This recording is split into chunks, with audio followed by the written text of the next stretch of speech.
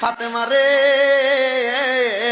ও ফাতেমা, আমি তোমার কাছে একটা খবর জানাইতে চাই। ও আব্বাজান, আপনি কি খবর জানাইবেন? আপনার কাছে জানতে চাই। মাইয়ারা তো বাবারে বেশি ভালোবাসে, ছেলেরা মারে বেশি ভালোবাসে। ফাতেমা চোখের পানি ছেড়ে কয়, বাবা, ও বাবা, আপনি কি বলবেন বলেন না রে আব্বা। এতদিন হয়ে গেছে, আপনি তো আমারে কোনো কথাও বলেন না। অসুস্থ অবস্থায় আপনি আপনার হুজরা মুবারকের মধ্যে শুয়ে থাকেন।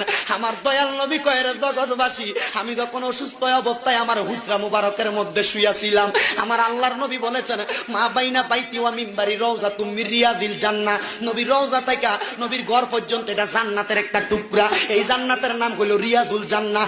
আমার দয়াল নবী কয়, হে উম্মতের দলেরা, আমি নামাজ যখন পড়তো মদিনার ভিতরে মানুষেরা, আমি আমার ঘর মুবারকের মধ্যে শুয়েছিলাম। শুয়ে থাকা অবস্থায় আমি জানালার পর্দাটা সরাইয়া দেখি আমার আবু বকর ইমামতি করে রে।